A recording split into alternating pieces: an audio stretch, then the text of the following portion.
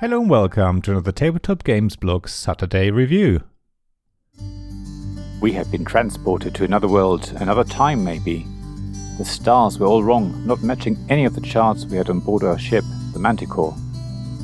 Captain Sofi Odessa decided we should make landfall and spotted a natural harbour nearby. As we got closer, we saw an old woman waving to us from the shore. It seemed like she had been expecting us. Once we dropped anchor, we went to the starboard side to speak to the woman and find out what she wanted. She was clearly excited to see us and immediately told us that we were here to wake the Sleeping Gods by Red Raven Games. If you know other Red Raven games, you know how beautifully the illustrations by Ryan Lockett are, and Sleeping Gods is no different. His style is very recognizable and really fits the gameplay. In the game, you are tasked with exploring the world and find totems that will help you wake the sleeping gods, who will thank you by returning you to your own world. You will travel in your steam ship across the ring-bound atlas of around 20 pages, travelling from island to island and going on land to explore, meet the people of this world, and sometimes fight off monsters to help you gain more experience and find clues about where the totems might be found. If you know near and far, then you will immediately recognize how the atlas works and what kind of decisions you may have to make when exploring locations on the map. You will also recognize the concept of keywords and how they affect the storyline. However, Sleeping Gods really takes this much further and makes the whole experience even more enjoyable. And it's a cooperative game, while near and far is competitive. As a crew of Manticore, you will have to work together and make joint decisions about what to do. You have to work out if you should try and get more supplies, maybe go to port to make repairs and heal wounded crew, or whether you should continue on your journey and if you do, which direction to go. The world is fairly large and there are a lot of locations to explore, but you have to be careful, because members of the crew will get exhausted and can suffer wounds that will stop them from helping at all. So even though sometimes it might be tempting to explore another location, it might be better to turn around and return to port, where everyone can be healed and gain strength. You can also buy items, including weapons, that will help you on your adventures, so that is yet another decision you have to make. Even though decisions should be made jointly, everyone takes turns being the captain, and it's them who will have the final say. So if there's ever a time when nobody can agree what to do next, the captain will make the ultimate decision. Of course, as captain you don't even have to consult with the crew if you really don't want to, but as this is a cooperative game, it makes more sense to canvass the other players for their suggestions, even if you decide to do something completely different. So far it doesn't sound very exciting, but what Sleeping Gods achieves really well, and where it's hugely improved on the Far, are the so-called keywords. As you explore certain locations, you may be told to take a certain quest card out of the box, which is basically a summary of what has happened, as well as a keyword written in large letters underneath.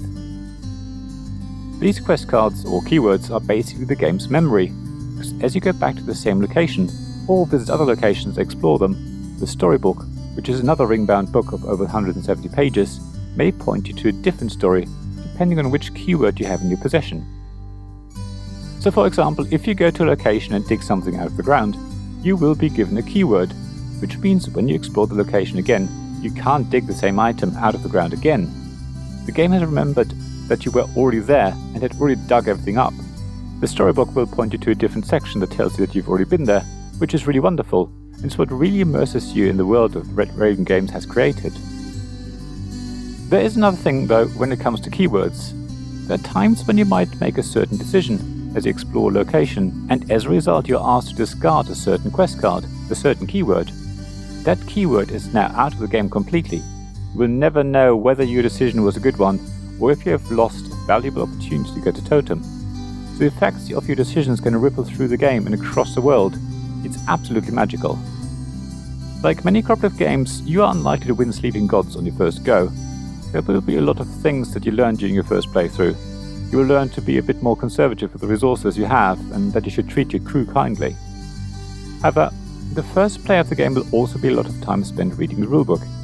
The game comes with a starter scenario, tries to teach the game as you play, and even though it does explain a lot of concepts, we found that we had to refer to the rulebook quite a bit during our first play. There are a lot of things to learn, a lot of concepts to understand, which is unusual for games from Red Raven Games, so if you've played near and far before, be prepared to learn quite a lot of new things before you get to enjoy the game fully. The time spent learning the rules is definitely worth it though.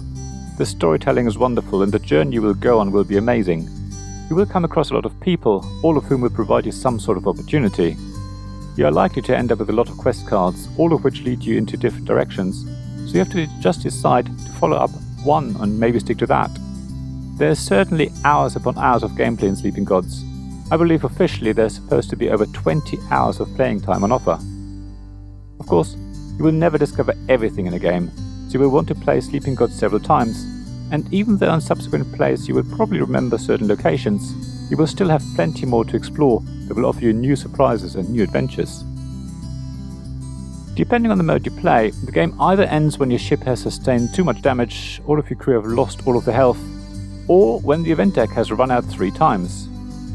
I would recommend you play on normal mode, where the game is limited by the event deck, which basically functions as a timer.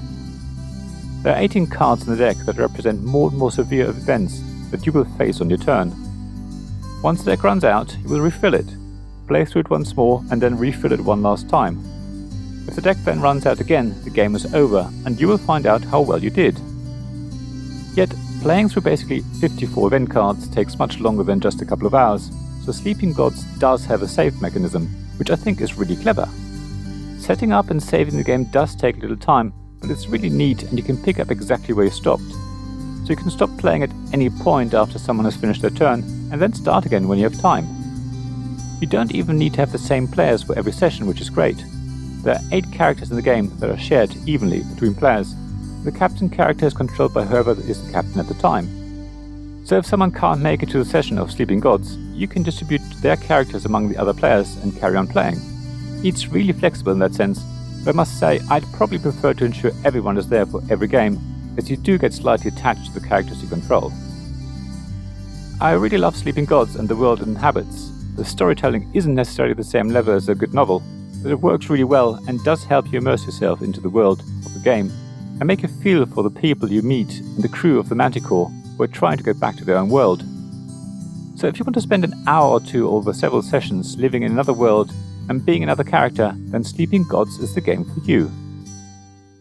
Thank you for listening to this Tabletop Games Blog's Saturday Review podcast. Please check the description below for links mentioned in this episode, as well as to the written version of this article on the blog. If you enjoyed this episode, please subscribe, give us some stars or leave a review.